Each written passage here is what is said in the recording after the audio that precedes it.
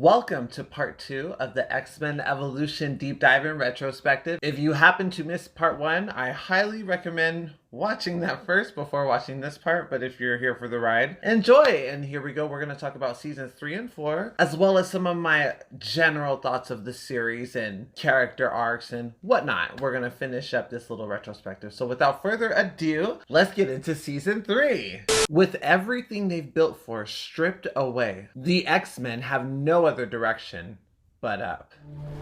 Frightened citizens flee in terror, now positively identified as Kitty Pryde, a high school sophomore and the daughter of Professor and Mrs. John Gray of Annandale. Daniels, a recent transfer to Bayville from PS 104. Who are they?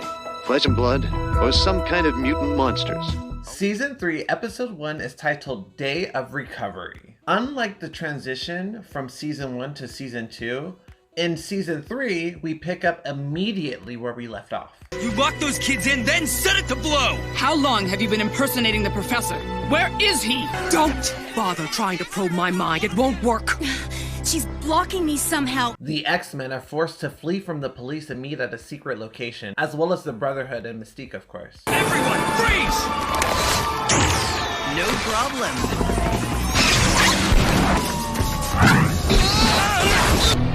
Everyone, meet tonight at Lookout Point. The world is hunting mutants everywhere, leaving our heroes on edge. During the secret meeting, Man, is there anyone that didn't know about this secret meeting? Nick Fury, an old friend of Logan's, lets the group know where their allies are being held, holding the knowledge of Charles' true location over their heads. Mystique takes charge and leads a rescue mission. The students that didn't make it to Lookout Point are temporarily taken in by the Morlocks. Elsewhere, our friends and allies that have been captured are escaping with their own power.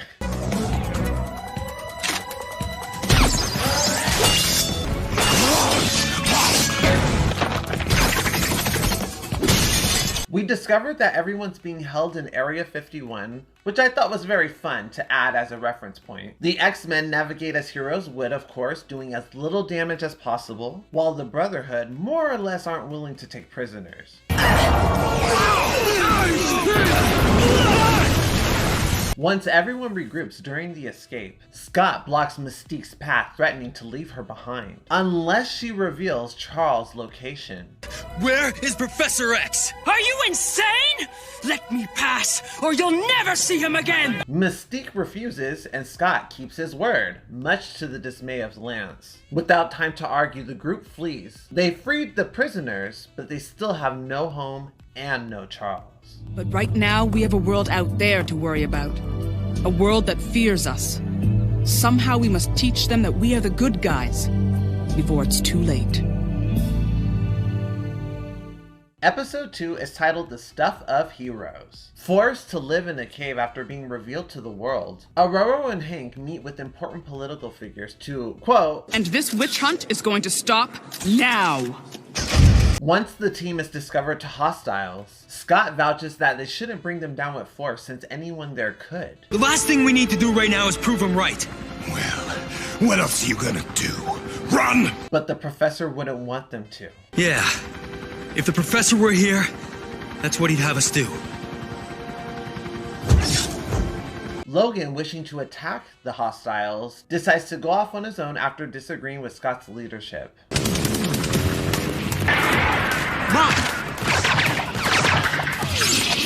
And mine. Gain altitude jumper 2! During their escape, the X-Men are notified that the Juggernaut has been released. The X-Men face him, and we get the first and only instance in this series where Scott unleashes his full power. Then take it! Raw! Rogue holds on to Juggernaut longer than anyone else in this series by far.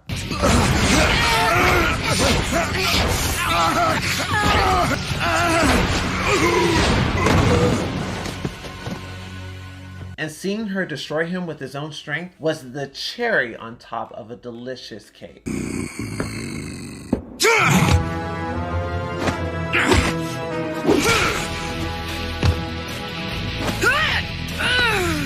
Juggernaut relies completely on his immense strength in combat and 99% of the time that's really only needed. However, Rogue is trained in hand-to-hand combat, making her that 1%. Weakened by Rogue, Bobby is able to freeze Juggernaut and he falls into the dam. After gathering her thoughts, Rogue realizes that she knows where the professor is since she took such a large dose of Juggernaut's memories. Juggernaut doesn't come back in the series, but we can assume after the professor was located that they found the Juggernaut as well and put him back in sedation. Logan returns in the end with a whole new look and a sense of pride in Scott for handling the situation the way he did. Since the events of this were broadcasted to the world, public opinion about mutants has begun to shift for the better. Hi, I'm Nightcrawler. This is Shadowcat. And this is your weapon system. Bye!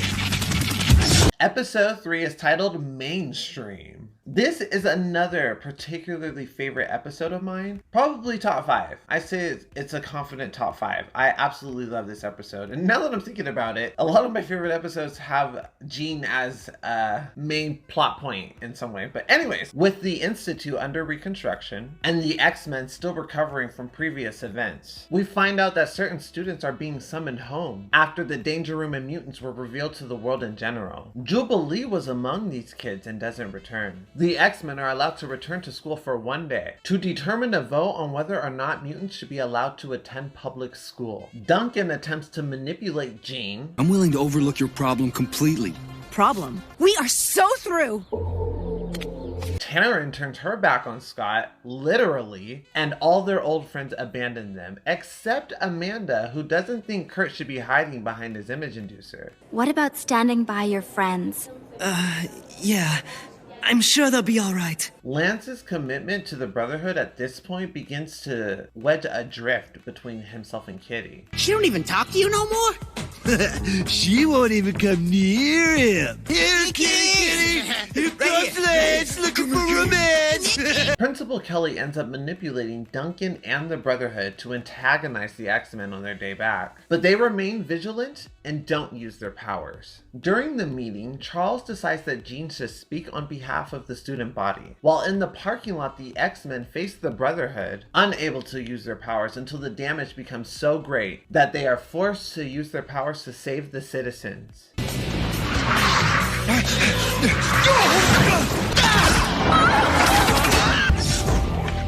After this event, mutants are allowed back into public school and the X-Men continue to be examples of their kind. If you want to know how much Jean's speech meant to me in this episode, I did a video essay on it that you can find right here. It'll also be linked in the description box. It means so much to me. I still love that. That's actually my first video essay ever. I think it's the only one still, but go check it out if you want to see me talk about that section of the episode in more depth. You have been chosen to take the first step into this new world, to be a beacon of hope for mutants yet to come. For even in the face of bigotry and discrimination, the X-Men will endure.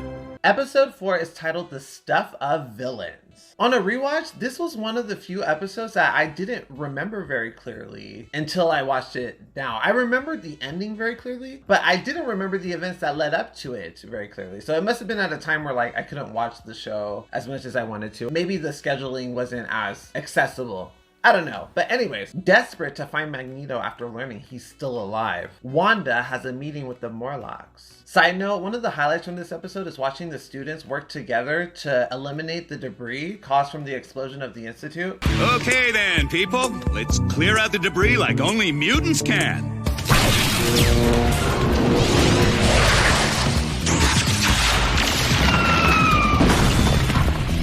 So wonderful seeing how their powers can make the whole process that much easier.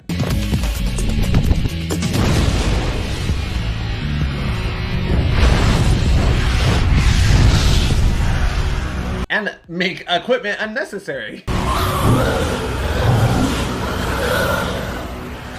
If only they'd shown the same diligence in cleaning their own rooms, huh? For those of you who watched part 1, you may remember me talking about Kitty leaving her toothbrush in Hank. This is the episode where that happens. So this is the proof that she could have saved Wolverine, the stress of having brain surgery, threw at an adamantium skull. We're not gonna talk about that part, but I'm just saying, this is the episode.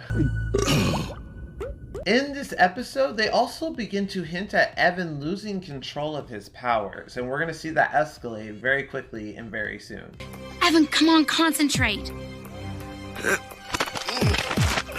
Just keep your cool, okay? Gambit shows up at the school and Kitty and Rogue instantly become suspicious of him and decide to follow him, using Kitty's powers to hijack rides. Hitch us a ride in that direction. Time to get off. There's our connection. By phasing from car to car and car to truck and truck to car again, all this stuff. It's actually a visual delight. One of my favorite times I watched Kitty phasing, and I think a highlight of the episode.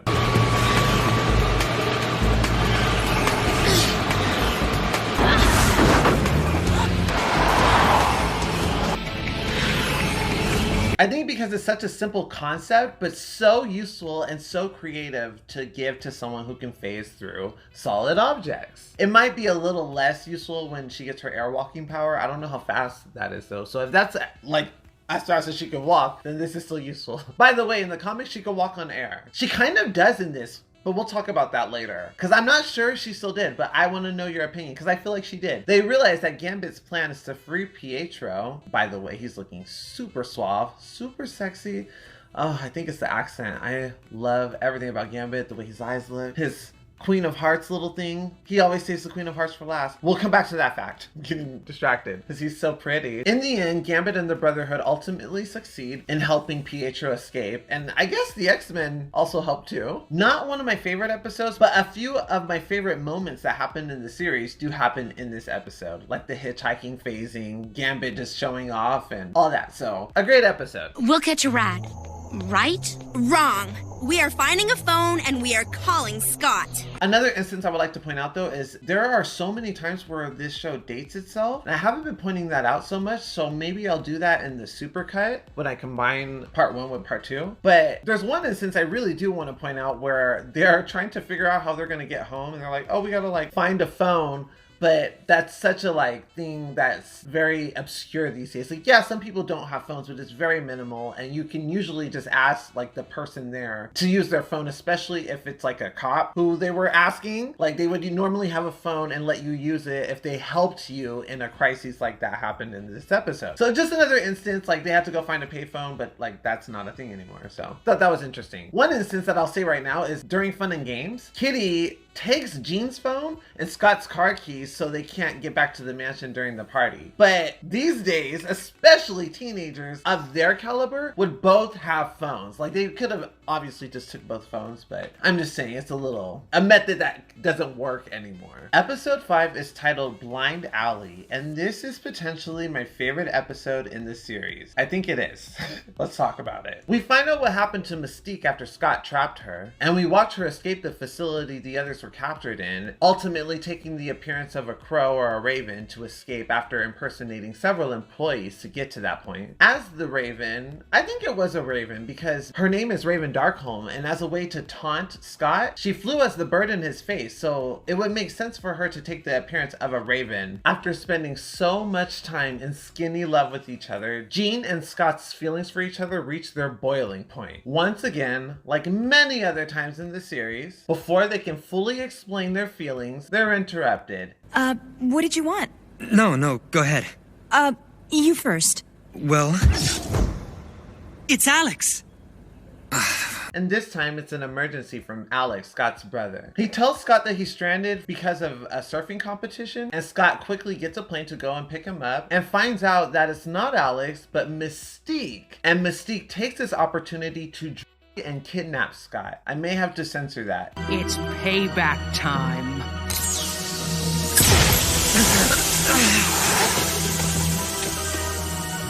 She leaves him in the middle of the desert without his glasses, basically making him blind, or risk destroying his surroundings to see.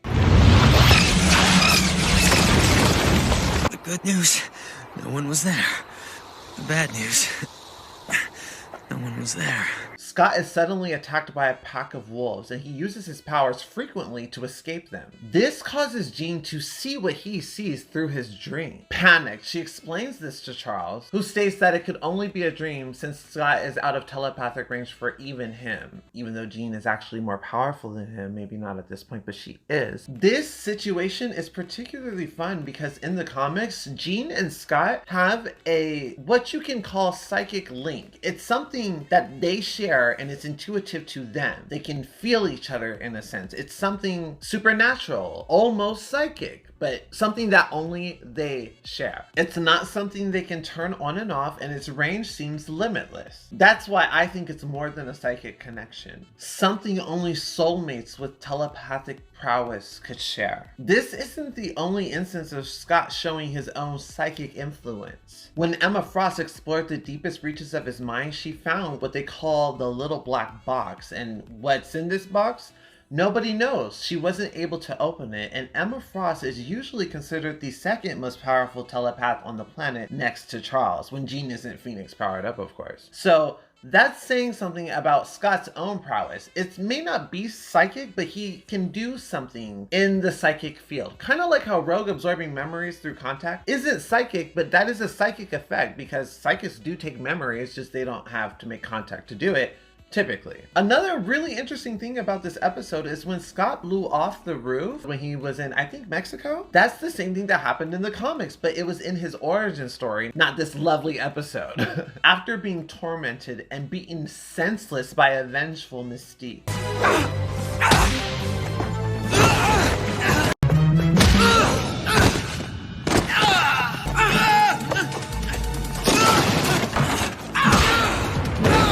Jean finds them due to her connection to Scott and saves him.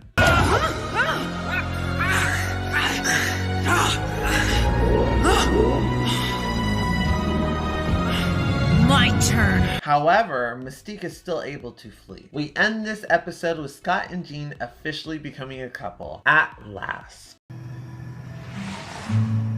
There. Is that better? It couldn't get any better. Well, it's about time. That's for sure.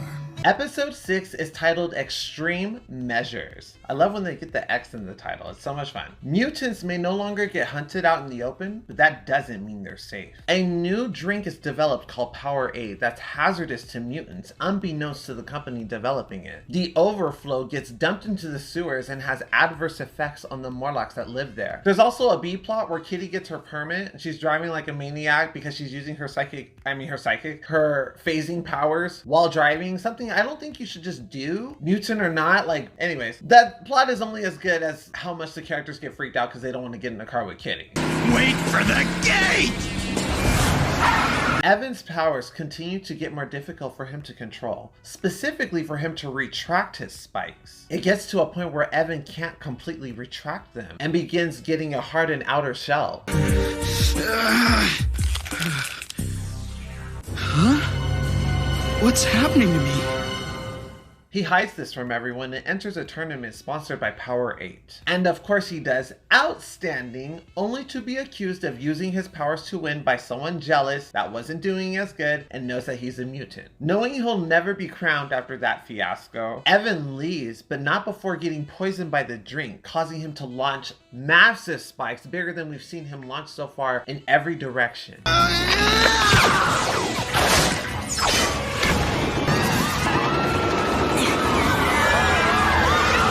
This causes him to collapse, but the Morlocks take notice and help him escape. Once the Morlocks help Evan recover, he decides to help them by destroying the distribution centers.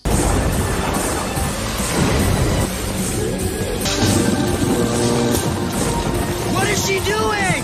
Diluting it! Gradually becoming more and more encased in bone. Evan decides to stay with the Morlocks where he feels like his training can be of use. This feels extremely appropriate considering how his mutation manifests, even though we know he could have stayed with the X-Men. There's Hank and Nightcrawler. He could have probably just got a Holowatch. Did I say Holowatch? I meant Image Inducer. And with power so similar to Marrow, it just seems fitting for him to go where she was going to be in this version of the X-Men. Evan's arc in this episode is extremely strong, but it's brought down by the silly B plot of Kitty's driving shenanigans, but it's alright. Still, it was a great send-off for Evan because we're not going to be seeing him again for a while. Please don't worry about me, or look for me.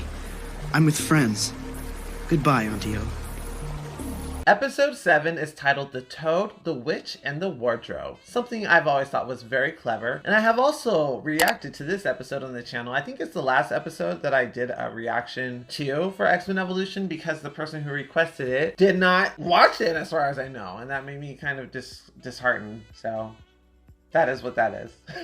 But go ahead and check it out if you like, still on the channel. We start the episode with Wanda stuck in traffic on a bridge that Pyro is potentially going to take down.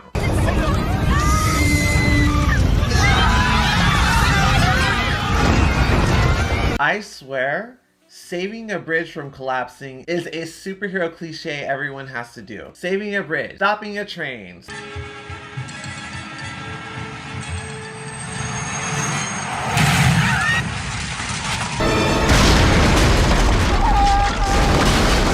Saving a plane.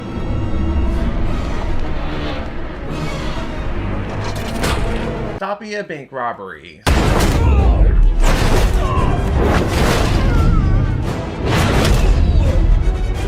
Saving the kitty from the tree. Like, there's cliches, like you have to do at least one of these things to be a superhero, or you're not one of those things. Or you're not a superhero, I mean. This leads Wanda back to the Brotherhood in order to interrogate Pietro to locate Magneto. While in a B-plot, Kurt prepares to meet Amanda's parents. Toad steals Kurt's image inducer, ruining his dinner with Amanda's parents. Mr. and Mrs. Sefton, I really apologize for this.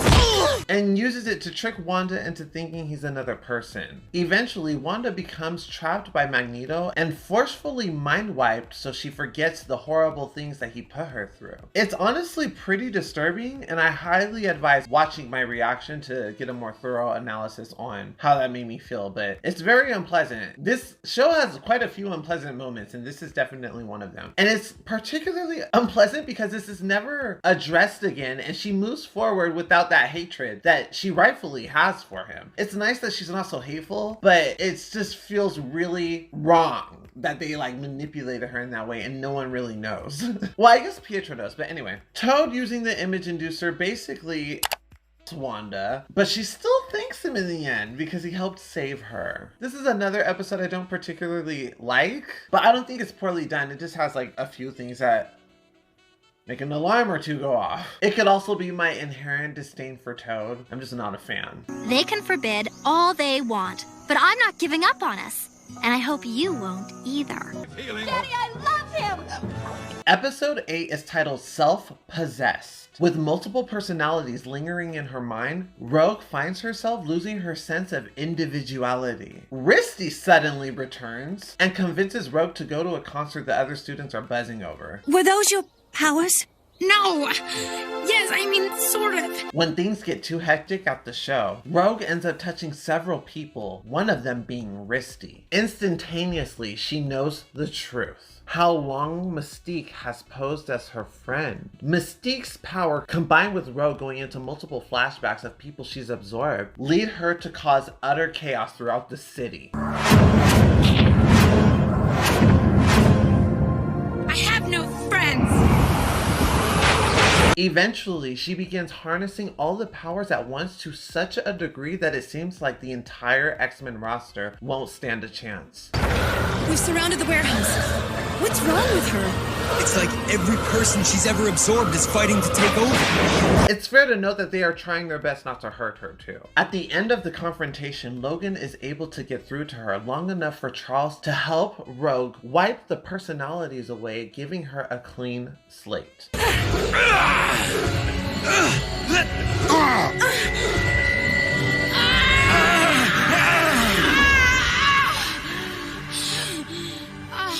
Something that's interesting to have happened so late in the game. So put a pin in that. We're going to address that again a bit later. Understandably shaken by Mystique's cruel manipulation and being constantly used, Rogue becomes more distant than ever from the team. I thought I'd have a lot more to say about this episode, but it's just really cool seeing Rogue harness the power of everyone she's touched, especially the scene of her actually transforming into each person as it's being wiped away with the help of Charles. Beautiful animation, stunning episode, one of the best in the series for sure. Getting over this ain't gonna be easy. You learn to deal with it. And you let your real friends be there for you. Episode 9 is titled Under Lock and Key. Mesmero once again makes a move for unleashing Apokolyspe. He manipulates Gambit into stealing an artifact from Warren, better known as Angel. God damn it.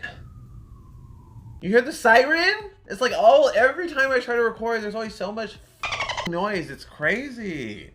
I just had to get that out so you understand, because I always cut that stuff out. You guys never see that, of course. Anyways, Mesmero, using Gambit to steal this artifact, gets the attention of Magneto, of course, because that is one of his acolytes. Not everyone would hypnotize one of mine to do their stealing. Don't bother.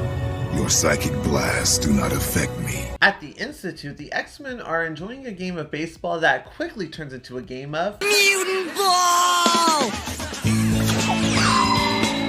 One of my favorite scenes from this whole show is watching their powers benefit them in ways to help them play baseball more effectively. Jean slows down the ball long enough for her to hit at a steady pace. Bobby ices the bat. Scott literally shot a trench he dug out a trench with his optic blast, and Kitty phasing into the ground. There's so many cool scenes. Safe!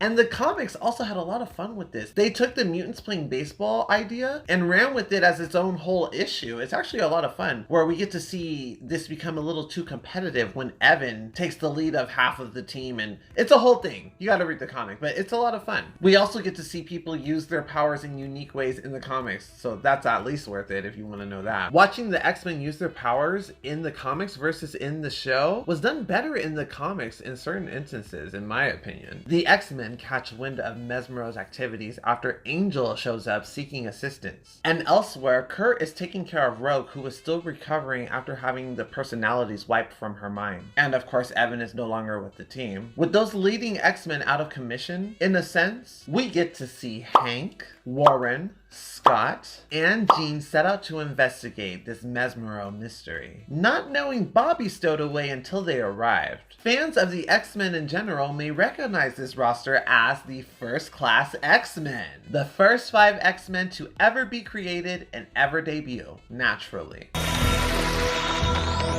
Oh yeah, definitely the cool team. I got your back.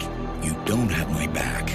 You don't have a clue. It's such a wonderful shout out that I'm so glad they incorporated into this show. It shows that they know the roots of where these characters came from. They battle the Alkalites for the second piece of the artifact and fail. When the pieces connect, a Guardian emerges and Magneto destroys it, not knowing that's what Mesmero wanted all along. Mesmero knew Magneto was the only mutant on Earth with the correct power to destroy the Guardian. With another door open, we take another step closer to freeing Apokolyspe, the first mutant ever. Because when Mesmero finds the third and final key, the world as we know it will change forever. Episode 10 is titled X-23. Upon a rewatch, in my notes even, it states like this isn't the most interesting episode to me because I'm just not the biggest fan of X-23. I think it's really cool what she did, but I'm just not the biggest fan of her. However, I did a little more research, and little did I know, X-23 made her debut to the superhero world, literally her debut to anything ever, in this show. X-23, like Harley Quinn, is a show original character that transitioned into a phenomenally popular comic character. And that off the back makes her so cool to me and makes me see this episode in a whole new light. I have such an appreciation for it because I didn't realize that this is the conception of her. This is where she came from. I even was like, she just seems so different from the comic version I know, which isn't even true. I don't know why I was saying that. That shows the misconceptions people just instantly have because they feel like they're so familiar with a genre. Like me, I'm very familiar with comics, so I was just so certain that she was a comic character first and incorporated into the show. That is so far from the truth. She is, in my opinion, even more original than Evan, because although Evan is, well, you know, I won't say she's more original than Evan. Actually, I take that back. They're both about as original. If anything, Evan might be a little more original because they claim in the documentary that they didn't intend for Evan's power to be similar to anyone else's. That was a coincidence. And considering how his power evolved, I can believe that. However, X-23 is legitimately like a Supergirl to Superman, but for Wolverine. So I just want to point that out. I think that's so cool, just alone, knowing that she was so popular that she had such a powerful effect. She has a solo series in Marvel. One of my complaints about it was just her presence in the show felt too brief for how significant of a character that she is. For those of you who may not be familiar, X-23 is a clone of Wolverine. She was basically the 23rd experiment that was successful. I don't know if any of the other experiments like survived or something, that they always like to do that in comics, but she is the 23rd experiment that was successful to their liking. In the comics, she takes up the mantle of Wolverine after he is encased in adamantium, and in this episode she basically studies the X-Men, takes them out easily one at a time by using all of their weaknesses against them.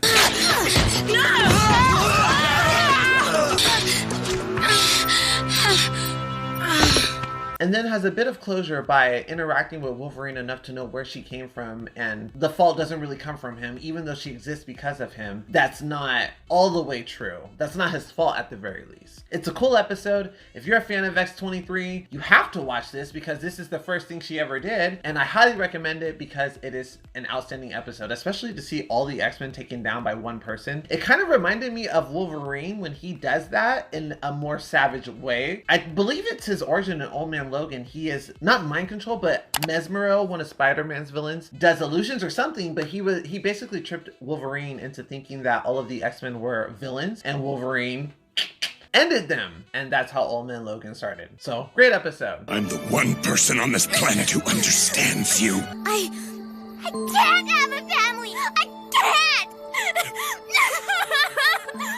Now, we're not quite at the season 3 finale because we do have an epilogue episode after, but we are going to call this the season 3 finale because the next episode can easily be considered an epilogue. It almost feels like it should have been before the finale, but we are discussing part 1 and 2 of Dark Horizon.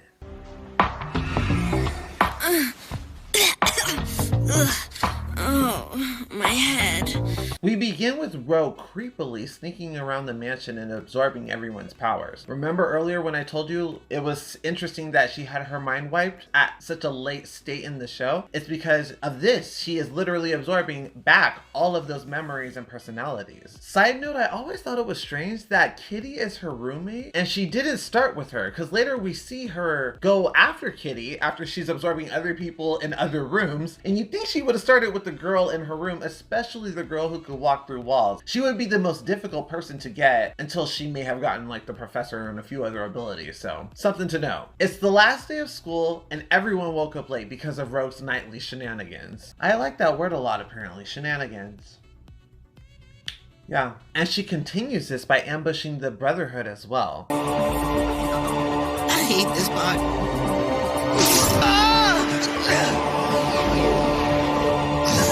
Then shortly after, visiting Magneto and his acolytes. This leads the Brotherhood and Magneto's acolytes to crash the X-Men's graduation ceremony. And good thing too, because Principal Kelly was saying some snide shit that would have got him mentally with if I was Jean or the Professor. I'm surprised they just didn't. How loose they've been with their morals, their telepathic ethics.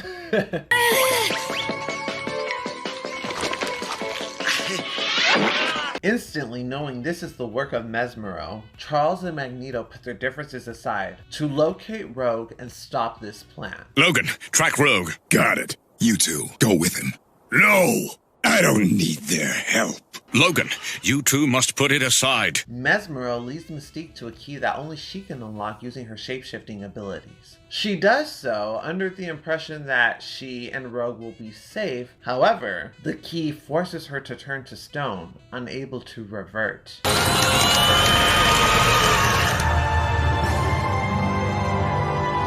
This allows Apokolyspe to absorb every personality Rogue has just collected, basically wiping her slate clean again, and Apokolyspe emerges anew. With one motion, he defeats a majority of the group.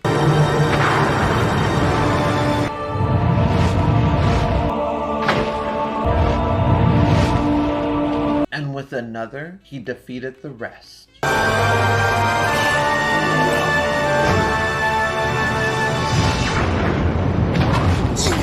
Still unsure of what Apokolyspe wants, the X-Men are left without any answers. But they do know that they are in for the fight of their lives, and the world is at stake. We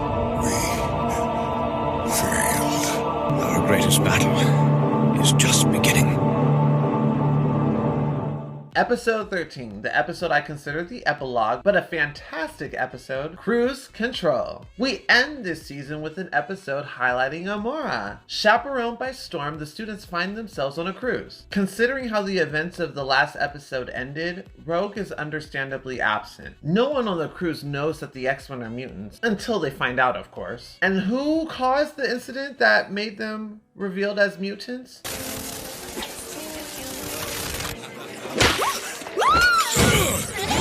Tabitha. Boom boom. The most annoying character in the show. Of course she did. Who else would it be? They begin getting harassed by the passengers so much that it feels worse than when they're at home. And in small groups, they ditch the yacht and explore the island. This is great! Look, they're flying the coop! Not without us. Amara, feeling uneasy being away from land for too long, finds a nice hot spring on a volcano with Bobby and Tabitha. Kurt and Kitty soon join, and Amara unintentionally sets off the volcano. After saving the civilians, instead of being ostracized, they are praised and opted to stay on the island instead of going back to the yacht. A second eruption leads to calamity so intense that the X-Men cannot keep it under control. But during the chaos, Amora realizes that she's connected to the volcano, perhaps the Earth specifically, and she dives in headfirst. Now able to control magma, Amara emerges anew with a deeper understanding of her powers. Unfortunately, this does sum up Amara's story in the series. She does return, but never as a focal point for a story. But overall, this was a fantastic way to end her arc, especially the way her power has progressed.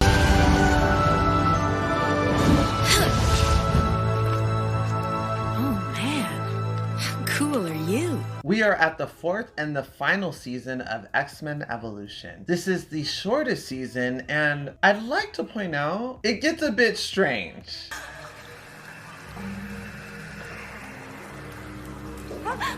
And daring at other times. Perhaps they knew it was the final season and they knew they didn't have much time. But there are some interesting moments, and then there's some incredible moments. So let's get into it. Season 4, episode 1 is titled Impact.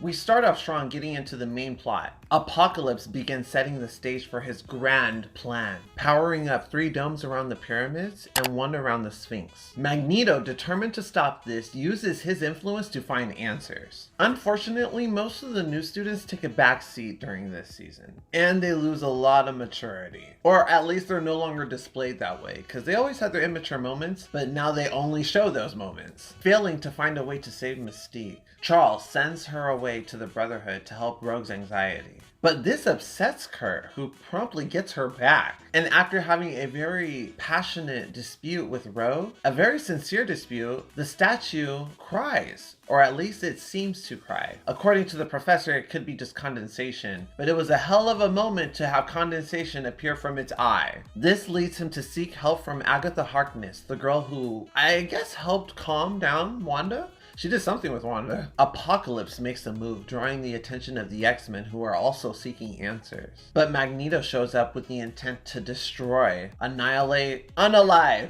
the first mutant. This is between higher evolutionaries, and I guarantee you, only one of us will survive. Despite his best and quite impressive efforts,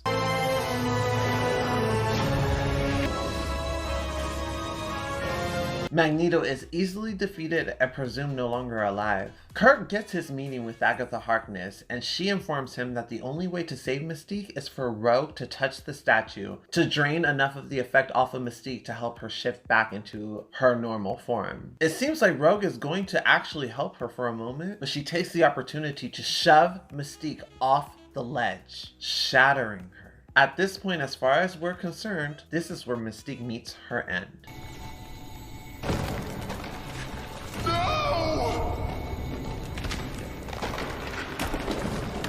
Episode 2 is titled No Good Deed. When the Brotherhood seemingly helps civilians after Wanda's powers trigger an accident inside of a subway, the public assume it was a freak accident and hail the Brotherhood as heroes. In large part because of Lance genuinely helping people. He was the only one though. They ride this good publicity for all it's worth, generating more disasters to give them even more clout until they take things, of course, too far. During their scheming, they caused two trains to be uncontrollably heading straight into each other. With Jean unable to stop this, Kitty is forced to phase one train through the other and does an impressive job, but unfortunately in the middle of it weakens and Nightcrawler is forced to teleport her to safety, causing an explosion. Jean does her best to contain it with her telekinetic power, but doesn't know how long she can handle it. Lance shows up and uses his power to ease the blast into the ground, burying it deep into the earth. He reassures the X-Men that they won't be causing any more stunts. This is another good instance of Lance teetering the line between good and evil. He didn't have to come back, but he did. The rest of the Brotherhood, even Wanda, abandoned the scenario, and she probably could have stopped a lot of this stuff happening. I think it's interesting that even though he was a part of the problem and the rest of his squad abandoned it, he still felt compelled to help and did so. It says a lot about his character. I think he's just in the wrong crowd. Don't worry, that's the last of the heroics. Count on it.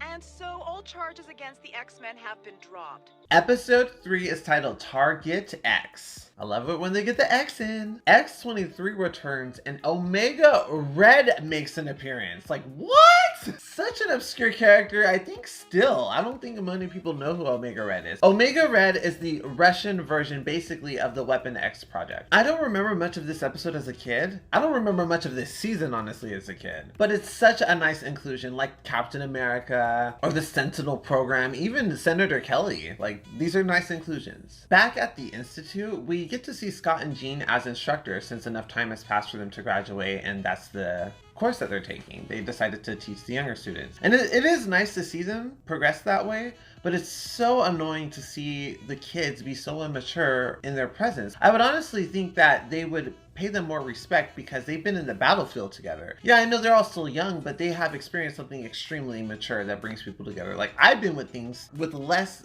danger and with groups of people that have brought us together with respect at a young age, where it's like if they were teaching me, I wouldn't sit there and be silly. I would probably listen more so than I would to an adult that I didn't know. It was very surprising seeing this behavior from Bobby especially, who has been on quite a few field missions. I say he's basically an X-Man at this point. This is another example of the underclassmen being needlessly matured down, in my opinion. Logan and X-23 get captured and they plan on erasing her memory to make her the perfect fighting machine. No, one of my favorite lines in the entire series is Wolverine calling Omega Red Casper. You deserve this, Logan. Look, Casper, I don't know what you're talking about. Who the devil are you? So perfect. They destroy the facility, all according to X-23's plan, and Logan lies to S.H.I.E.L.D., stating that she didn't make it out of the explosion, giving her a small chance to be free. Another episode I'm not too fond of, but I greatly enjoyed the references. Where's the girl, Logan? She didn't make it.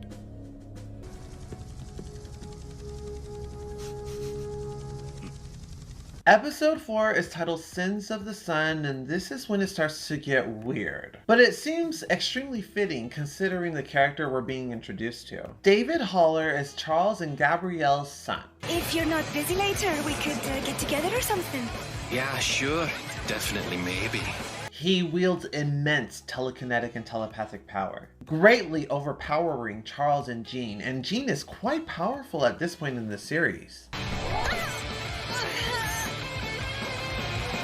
We quickly meet a young boy named Ian and another violent man who easily overpowers Jean, Lucas. He imprisons Jean where she meets David and she helps him escape, while Scott ends up captured looking for Jean. After some antics take place, we learn that David, Lucas, and Ian are multiple personalities, and the most corrupted and dominant of them wanted full control. The only way being by having Charles wipe away the personalities. I thought it was a nice shout out to show Charles' ability to do that with Rogue and then have it happen again with Lucas. I thought that was nice. And in the end, we're left with a free Lucas and no resolve. He's just out in the world. The only one who could get rid of the others. And you did it! You set me free! He would have been a great antagonist to see the X-Men face again if we got more episodes in this season or another season, or just in the future if we got like the new generation, like maybe they just called it X-Men E or something. E-Men. I don't know. That's bad. But an interesting episode. Also a little weird. The party stuff is where it gets a little like gritty. Has to readjust the camera and stuff. If the frame is a little off, I apologize because that can be jarring, but let's get into episode 5 titled Uprising. Spike is back and looks better than ever. With a new armor coating his body and the ability to heat up his spikes, he becomes a powerful force to be reckoned with.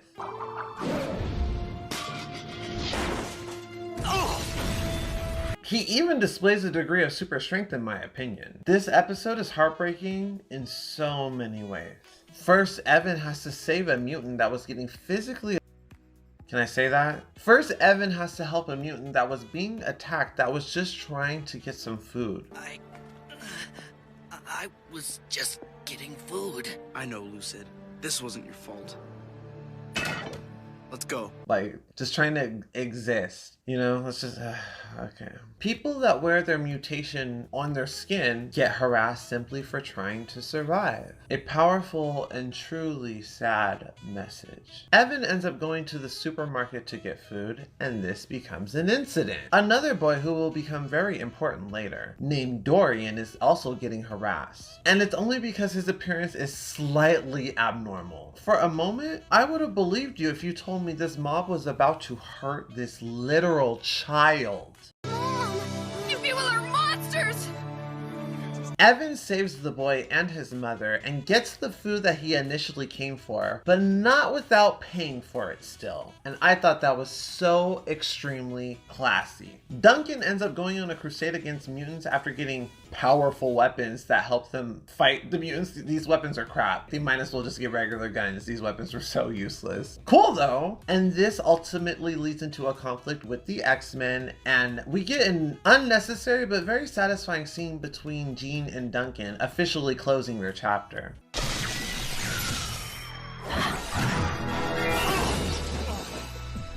And my days of putting up with you are over! Dorian turns out to be the one to end the conflict by unleashing his power to shut off energy in his vicinity. This includes mutant abilities. The mother is terrified that her child has been outed as a mutant, but Evan has clearly had a good impression on the boy. Charles extends an invitation to the Institute to Dorian, and that's where we close the episode. I realize these will be difficult times, but there is a place where you can find help. The Xavier Institute for Gifted Children will welcome Dorian. Episode 6 is titled Cajun Spice. A very cool episode title name. A little more than upset that Rogue destroyed Mystique, his mother, Kurt struggles to forgive her. Eventually, Rogue ends up getting kidnapped by Gambit. Poor Rogue.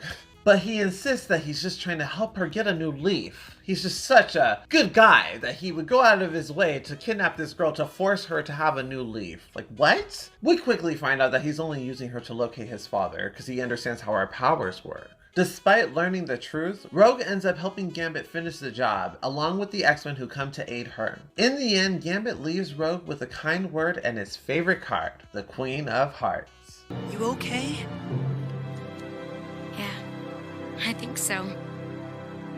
This was a very straightforward episode, like a typical adventure, but it was a nice call out to the comics because they are typically romantically linked. Episode 7 is titled Ghost of a Chance, and this is another one that gets a little weird, but it's also quite daring, and I think it pays off in a beautiful way. One of the best episodes, I think, in the series. It's very creative. We're getting very close to the end of the series at this point. And I'd say this might be my favorite standalone episode, just one that has nothing to do with furthering the main plot. During a motocross accident that Kitty could have easily avoided, that's not a point made in the episode, that's me saying Kitty could have easily avoided it, considering her power. But through this incident, she ends up meeting a girl named Danielle Moonstar, who also happens to be a mutant. The girl joins the Institute, and we quickly learn that her power is psychic in nature, but it specifically brings your worst nightmare to fruition. We'll see this with Kitty,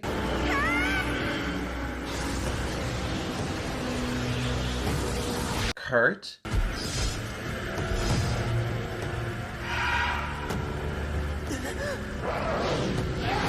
Jean,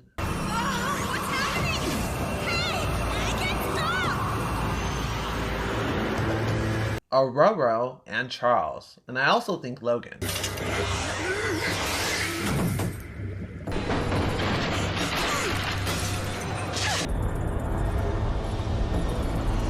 We also get to see the next generation of students take things a little seriously, if only for a brief moment. After Danielle's powers become too much for the faculty and the students to deal with, Kitty wakes up to find her gone. When no one remembers who she even is, Kitty begins searching this girl with only vague, ominous clues to go by. Kitty finds her, to everyone's surprise, and ends up rescuing her. Something I love about this episode is that it touches on the depth of telepathy and the way it can function for someone who is in mortal danger or doing everything they can to survive. Since Danielle was trapped in the bottom of a ravine and had no real sustenance to keep her body going, she basically went into a comatose state in order to keep herself sustained and was reaching out to people in a psychic way in order to be found, hence the dream connection with Kitty. Something similar kind of happened with Jean Grey during the Phoenix Saga when her body was thought to be destroyed, but it was only buried at the bottom of the ocean, wrapped in a cocoon of telekinetic energy that kept her preserved. Of course, there's more sirens. I'm still finishing this, god damn it. We are now officially at the series finale, Ascension, Part 1 and 2. An epic ending to a phenomenal show. We find ourselves watching Apokolyspe initiate the last phase of his plan. The X-Men capture Mesmero and learn that Apokolyspe's plan is to turn all humans into mutants. Charles decides to confront Apokolyspe in hopes of reaching a peaceful resolution. Jean offers to go, hoping that 2 telepaths would be better than 1, but Charles insists that she stay behind, and Aurora ends up accompanying him instead. Charles uses a portable cerebro to communicate with the first of their kind, only to be attacked. I'm receiving it. Professor, your powers are at full amplification. And might I add, a portable cerebro sounds like the coolest object ever. Incorporate that into the comics if you haven't already. That is sweet. Do they use Cerebro anymore? I have been away from the comics for a while. Actually, there is a portable Cerebro. And where I left off, it was Hickman's version where Charles can walk again. It's actually the coolest version of Charles you'll probably ever see. If things go badly, I want you to get out of here fast. I am not leaving without you, so do not ask me to. Aurora, refusing to leave his side, Leave him alone! defends Charles against the first of their kind, only for both to suffer the same fate as Magneto. You have to know that somehow you will be stopped. What I know is, it will not be by you. Devastated, the X-Men regroup, and Logan takes charge by gathering all the forces he can think of, while simultaneously coming up with a backup plan, with Rogue as the key. Kitty finds the Brotherhood and asks them to join them in the final fight, but all refuse except for Wanda, the best one, obviously. Scott gets his brother, and Nightcrawler scouts Evan to come from the Morlocks. Along with anyone else they could think of, S.H.I.E.L.D. takes measures to stop Apokolyspe by reprogramming their Sentinels, with the ability to take down the domes. Needing to defend himself, Apokolyspe summons his 4 horsemen, needed to defend him as he completes his final preparation. The 4 horsemen being the powerful that have perished. My horsemen, you are needed. Mystique, Magneto, Charles, and Aurora. The Sentinels end up succeeding in destroying the domes, even Magneto surprisingly, but not before all getting wiped out themselves. In order to save the world, the gathered forces split into 4 teams. To defeat Charles, we have Boom Boom in her Siren's uniform, Multiple, Amara, and Colossus, led by Jean Grey. At the Sphinx, we have Scott and Kurt, led by Logan. In China, we have Bobby, Alex, and Berserker, led by Hank to face Aurora. And in the heart of Mexico, we have Sunfire, Alex, Wanda, and Angel, led by Kitty Pryde. When I first saw this as a kid, I cannot tell you how many endorphins rushed through my entire body. Truly a phenomenal setup for the final battle. The stage has officially been set. Next, we watch each team desperately try to defeat, really survive, against the 4 extremely powered up horsemen of Apokolyspe. Even the rest of the Brotherhood came to help Kitty and Wanda. It's so adorable watching Lance care for her because he sees that she's been knocked out and he just gets raged down and goes after Magneto. Bring him down.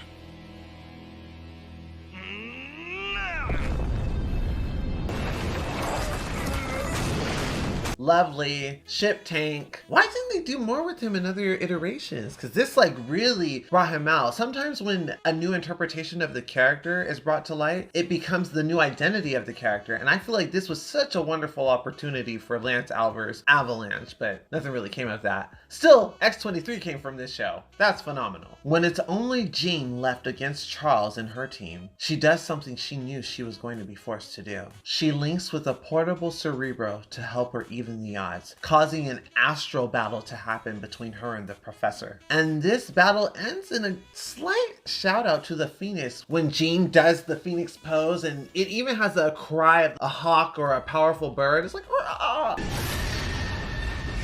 Cool. Elsewhere, we learn that Dorian has been located for the backup plan. As the X-Men occupy the Horsemen and Apokolyspe, Rogue delicately borrows Dorian's power after explaining to him the gravity of good it will bring. Please don't be scared. Like I said, the ability you have to shut down energy around you, it'll help save a lot of people. I'm just gonna borrow it for a while. Are you ready? She arrives on the scene like the main character, boss ass and ends Mystique. Flash.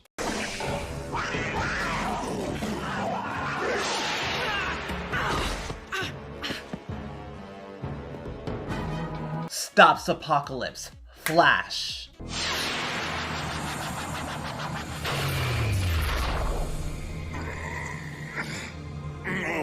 Ends his whole plan by shutting off the power to his machine. She traps Apokolyspe in his teleportation device and turns the power back on, sending him to an unknown location at an unknown time. Hopefully it just fell through the cracks of time, never to be seen again. For some reason, I don't think we'll be that lucky. But in that moment, the X-Men were safe. You've used us for the last time. We get a wonderful epilogue speech from Charles because he got a glimpse of the future when he was a Horseman of Apokolyspe. It foreshadowed a potential future where Magneto was no longer an enemy. X-23 officially joined the X-Men. Rogue at some point is going to come into contact with Ms. Marvel because she ends up getting the flight ability and the jacket. And unfortunately, Jean becomes the Dark Phoenix.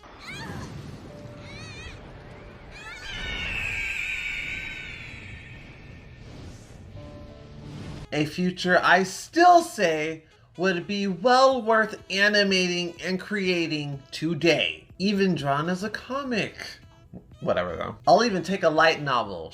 A guy can dream. After recruiting the X-Men, developing their powers, doing their best to live normal lives and survive the normal politics of high school as well as the mutant politics of the world, this group in this iteration of the X-Men has come a long way and developed so much. I love this series, and I think where it ended, since it had to, was a good place. I still love to see it continue, but you can't say that final battle wasn't everything and more. The X-Men almost inherently invite social commentary based on the nature of the team. Anyone, anywhere, at any time can become a mutant.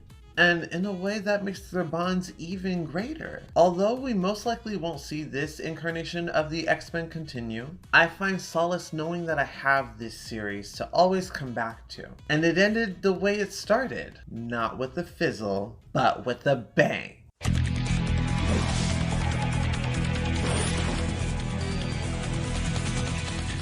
I want to say thank you to my patrons who make this possible. If you would like to become a patron to help support me, the link is in the description box down below.